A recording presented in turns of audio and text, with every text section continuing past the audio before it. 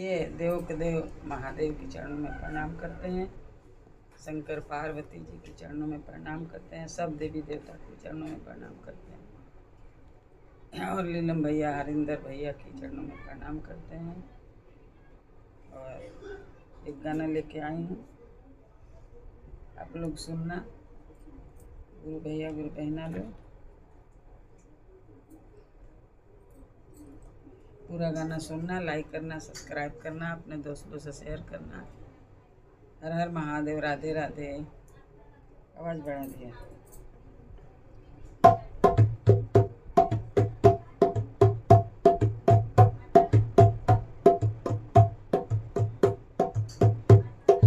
बोला ता बोला बाघ भैया, बोला बता बोला बाघ भैया, शिव गुरु के नाम भजबत भज बाघ भैया, शिव गुरु के नाम भजबत भज बाघ भैया, शिव गुरु के नाम भजबत भज बाघ भैया।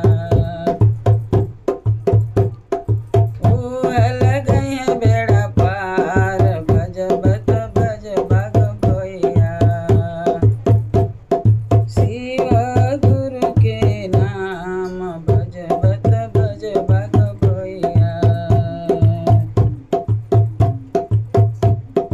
मोरा वाजे भजले सुगा वाजे भजले, मोरा वाजे भजले सुगा वाजे भजले, मोरा वाजे भजले सुगा वाजे भजले, मोरा वाजे भजले सुगा वाजे भजले। गौरय पंख उठाए भजबत भज सुगनमा, भजबत भज बाघ भैया, शिव जी के हो नाम भजबत भज बाघ भैया, शिव जी के हो नाम भजबत भज बाघ भैया।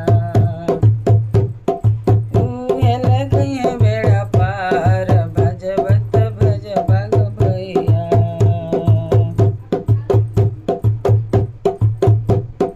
मोरा वाजे बोलेला मोरी नियज भजली, मोरा वाजे भजले मोरी नियज भजली, मोरा वाजे भजले मोरी नियज भजली।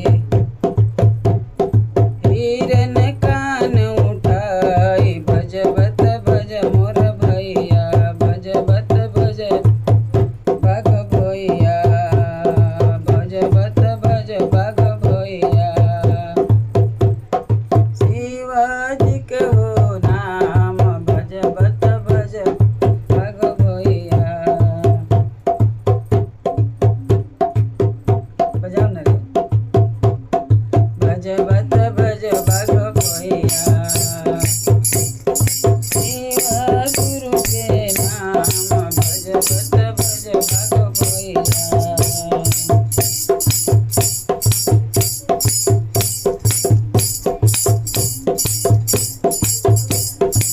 कागवाज भजे सहरी सवाज भोजे, कागवाज भजे सहरी सवाज भजले, कागज भजले सहरी सवाज भजले। सिरवा कान उठाई भजबत भज सुगनमा, सिरवा कान उठाई भजबत भज, भजबत भज शेर भैया, शिव जी के हो नाम भजबत भज बाघ भैया,